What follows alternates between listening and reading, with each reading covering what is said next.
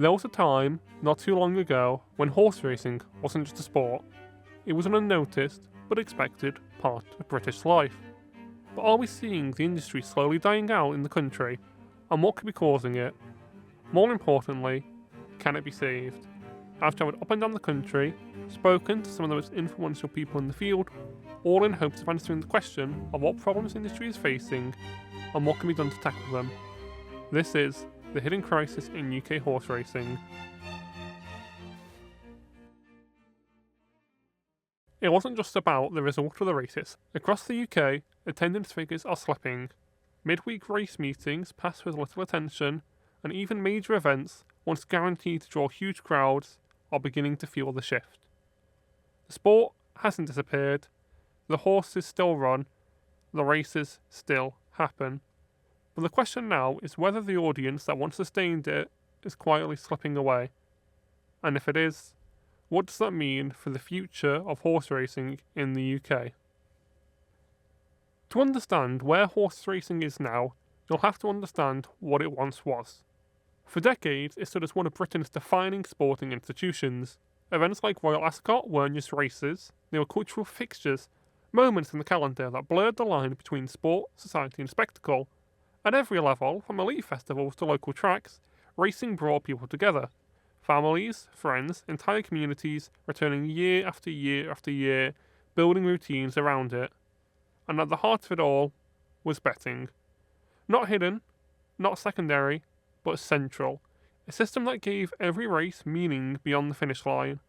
A small wager could turn a quiet afternoon into something electric. Every stride of the horse carried weight. Every second mattered. But over time, that relationship began to evolve. Technology changed the way people gambled. What once required presence, being there in the crowd, can now be done instantly from anywhere with the click of a button. For those still working in the industry, the change isn't abstract, it's visible day to day. In the quieter mornings, smaller crowds, and the growing sense that something once familiar is slowly shifting. I spoke to a man who'd been working hands-on with these machines of nature for over 50 years, about what he thought about the changes he'd seen in the industry. Not much has really changed, just got a bit modern. Younger trainers want to do their own things, whereas the older trainers had a set routine. Younger trainers, which is fine, they want to do their own thing, make their own impression on the game. It's up to them. There's not as many kids coming into racing anymore. There's no interest. As far as they're concerned, there's no money in it. I don't know. When I started, we had 4 or 5 apprentices in one yard, even small yards on 3 or 4 apprentices. It's just, they just don't, I'm not saying they don't care anymore, but kids are getting bigger, getting heavier. I don't know, money will have something to do with it, because today's youth only seem money orientated. I suppose we will, but what we got paid to what they get paid is completely different. And that absence, the lack of young people, is becoming hard to ignore, because while racing hasn't stopped, its audience is no longer renewing itself in the same way as it once did. To understand how Gen Z are affecting UK horse racing, it helps to start with a simple fact. Young people are still engaging with gambling, but not in the way sport depends on. According to the Gambling Commission, around 27% of young people spend their own money on some form of gambling in the past year. The key point is, almost 3/4, 73%, hadn't gambled at all, and those who did, mostly not engaging with traditional betting markets. Now, if you compare that to older age groups, the picture looks very different. Among adults in the UK, participation in gambling is significantly higher, typically around 40 to 45% of adults gamble in a given month. The key difference is consistency. Adults are far more likely to gamble regularly, and to engage with structured betting markets like sports betting and horse racing. The most common activities for younger people aren't things like horse racing bets. Instead, they're arcade-style link machines, informal betting with friends or family, and card games for money. But just as important is where young people are spending money outside of traditional gambling methods. A significant proportion are engaging with video game microtransactions, including loot boxes, mystery packs, and in-game items. The Gambling Commission reports that around 40% of young people have paid money for in-game items, and about 14% have paid specifically to open loot boxes or similar features. So compared to older generations, where gambling is more frequent, more structured, and more closely tied to industries like horse racing, younger people's engagement is both lower overall and very different in nature. So, right away, you can see the shift. Young people's early exposure to gambling is casual, social, and related to games, not structured, form-based betting like horse racing. Now layer on top of that how digital behaviour is changing. Over half of young people are aware of and interacting with in-game purchases, loot boxes, and virtual currencies, and many are spending money in those environments. That's vital because these systems feel like games, offer instant rewards, and are integrated into platforms that they already use. And that's where the contrast with horse racing becomes clear, because horse race betting is slower, information heavy, and event based, whereas Gen Z are being conditioned to expect instant outcomes, continuous play, and interactive experience, none of which a regular horse bookie would be able to offer. Among those who do gamble, 80% say they do it just because it's a quick, fun thing that they can do. This might sound obvious, but it matters. It tells you that gambling for younger users is primarily about entertainment, not analysis or long-term engagement, and that again favours casino-style products, live service video games, or fast-paced sports betting, over something like horse racing, which requires more precise knowledge and patience. So what does all of this mean for the sport? The first impact is on long-term engagement. If fewer young people are developing habits around horse racing early on, there's a weaker pipeline of future fans and bettors. Instead of regular participation, you get more occasional engagement. The second impact is where the money goes. Even when Gen Z do enter the legal gambling market as adults, their preferences are already shaped to be more spending on casino and gaming style products with less focus on racing, which requires a slower paced knowledge. So, the overall gambling market can grow, but the horses racing share of that market shrinks. And the third impact is more subtle, but just as important: cultural relevance. If younger audiences associate gambling with apps, games, and fast-moving sports, horse racing, by comparison, risks feeling traditional, old, slower, and less accessible. So the main takeaway is this. The data shows that young people are still engaging with gambling, but the habits are forming in ways that don't naturally lead them into horse racing. They want quick clicks and instantaneous rewards, which horse racing at the moment can't offer them. And over time, that shift in behaviour feeds directly into the sport's biggest challenge: maintaining a steady, engaged audience in a gambling landscape that is moving in a very different direction. The way current horse racing betting is formatted is complex, and it's part of the reason why many people in the younger generations feel there's a barrier to entry. But it's best described as this. Imagine 3 different ways people bet on horse racing in the UK and how each one feeds money back into the sport. First, you've got traditional bookmakers like William Hill or Ladbrokes. They set the odds, build in a profit margin, and take the risk themselves. A portion of their profits from UK horse racing goes into something called the levy, which is essentially a funding mechanism that supports the sport, things like prize money, racecourses, and integrity. Second, you've got betting exchanges like Betfair. Here, people bet against each other instead of the bookmaker. The platform just takes a small commission on winnings. Because of that model, even if a lot of money is being bet, the actual profit that gets taxed for the levy is smaller. Third, there are large online operators like Bet365 or Entain, which run a mix of products, sports betting, casino games, slots, all online.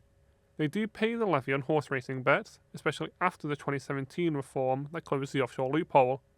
That reform made sure companies couldn't avoid paying simply by being based abroad.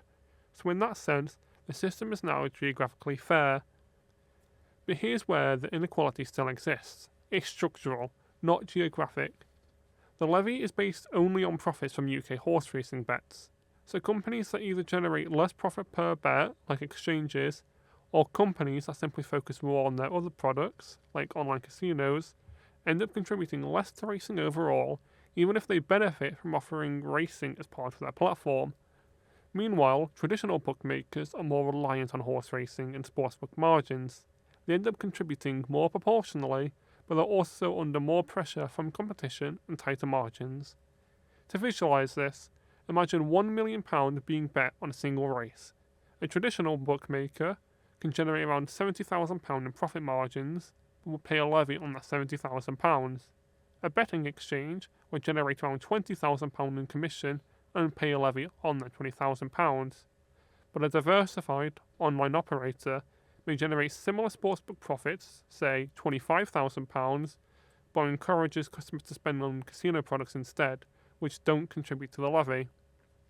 So even though the same amount is being bet, the amount flowing back into racing can vary significantly depending on the business model.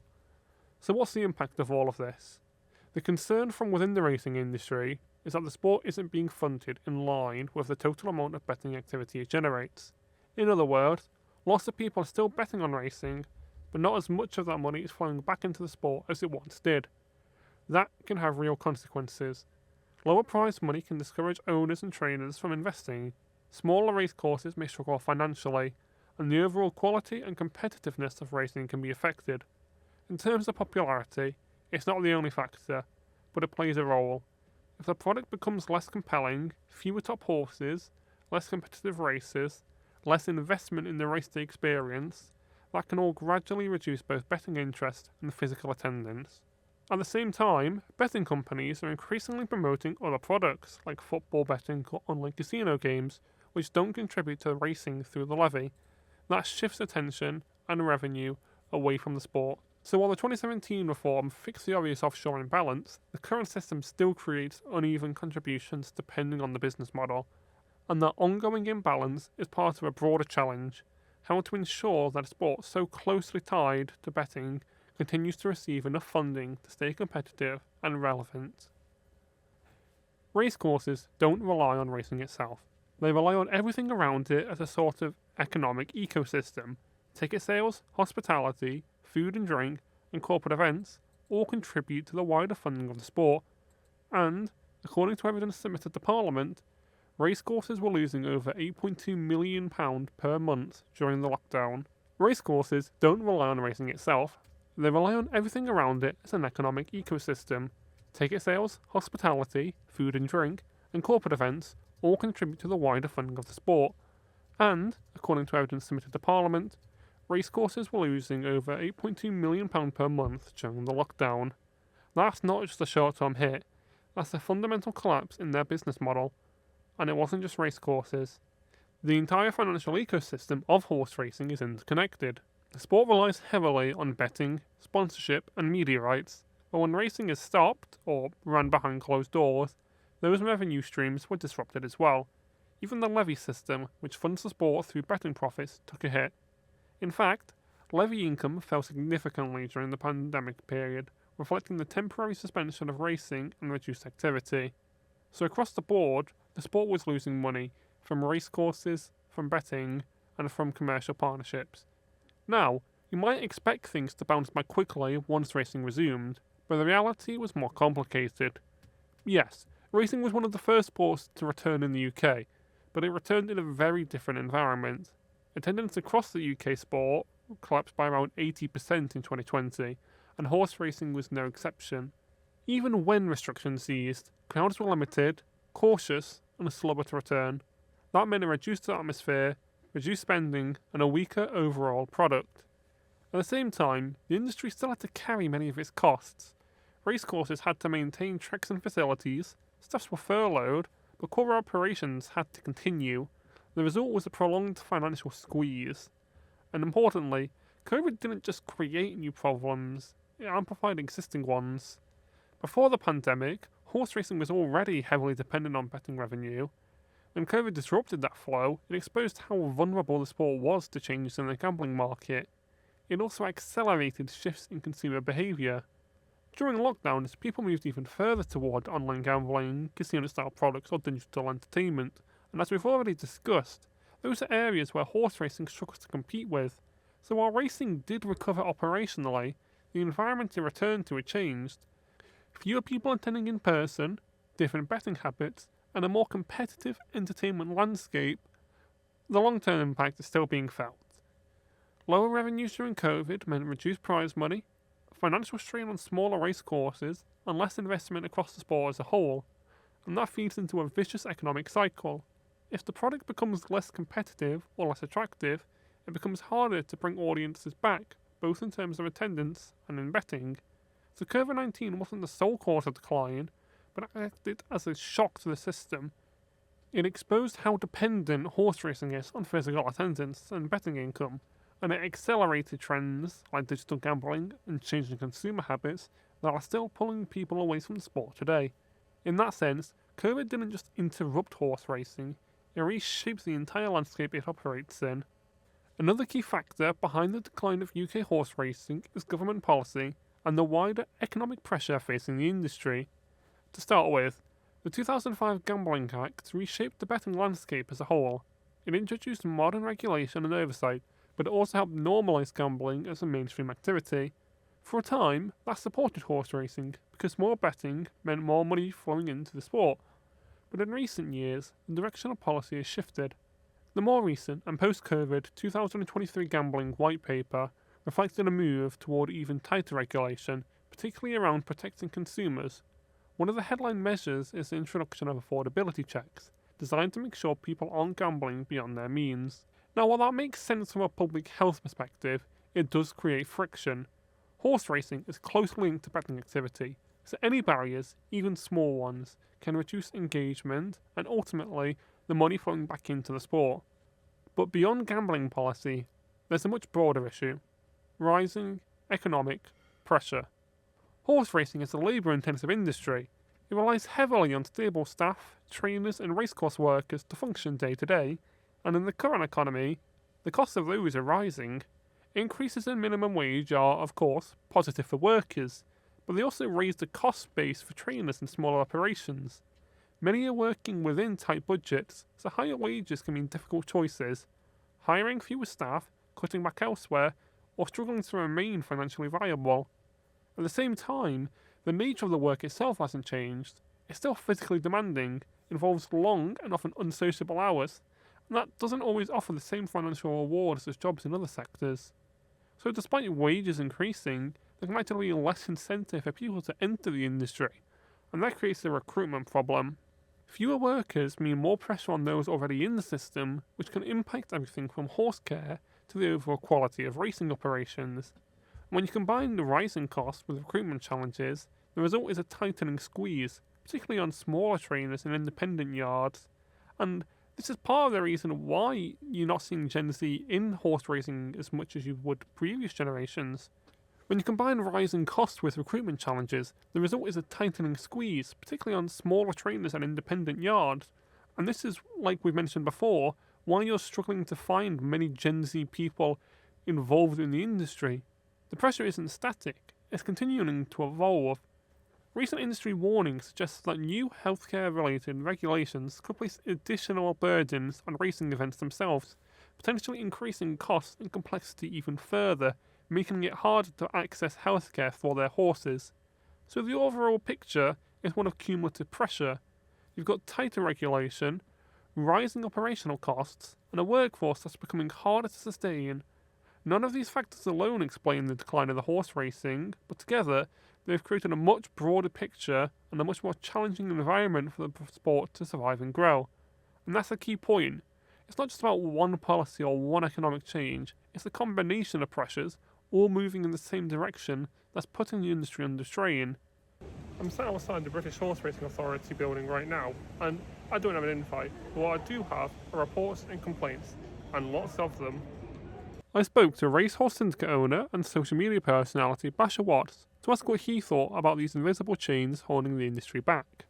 Yeah, definitely, purely because of the financial side. It's so expensive to have a horse in training. I've done plenty of videos in it, but you can easily be looking between 30 and 40 grand a year to have a horse in training, and I couldn't afford to do that on my own. And syndicates just help to just spread that cost between 40 and 100 people is normally what are in my syndicate, so it just makes it so much more affordable for everybody. Yeah, see, that is the tricky thing, because obviously horses, they're not machines, they do take a long time and they don't talk, which makes it hard. But I think, if anything, I do think syndicates help with that, because say if if you've invested so much money into a horse, you might have less patience. Rather, if you've split the cost between 100 people, you don't have that financial pressure.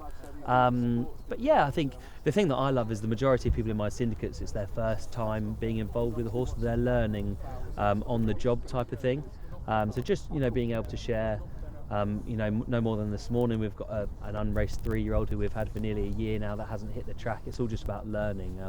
But yeah, no, it's absolutely fantastic. So last question would be, if you can make any change to the industry at the moment, what would it be? Prize money. Prize money. As I said, 30 to 40 grand to have a horse in training. And if you go and win a race, you might come home with £2,500-3,000, so you wouldn't really necessarily cover your fees for that month, and it just has a knock-on effect on everything from a financial point of view, trying to get people involved. You have to sell it as people are getting involved because of the passion and the love for the sport, rather than if you're in France, you could easily make a quid or two as well. So prize money is a massive thing. So just seeing more investment in the sport. 100%. Everything with horses is so much money, and when you're competing for such little money, it just makes things so much more tricky. This is all made worse by the huge difference between prize money earned in the UK compared to other countries. France, for example, offers significantly higher and more stable prize money across all levels of racing, largely due to a stronger central funding model driven by betting revenues and state support. French racing, governed by organisations like French Galop, distributes prize money more evenly, meaning even lower tier races can still provide meaningful returns for owners and trainers.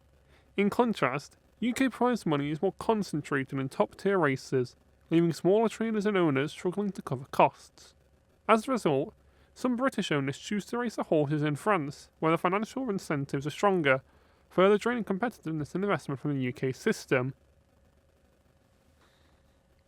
Another important factor in the decline of UK horse racing is something less tangible, but just as significant: the decline of the sport's brand and public image. If you look back a few decades, horse racing held a very different place in British culture. It wasn't just a betting sport, it was a mainstream national event. Major races were widely covered on television, regularly featured in newspapers, and followed by a broad audience. Commentators, presenters, and racing figures were familiar voices, and the sport felt embedded in everyday life. But today, the visibility has changed. Media coverage of horse racing has declined significantly.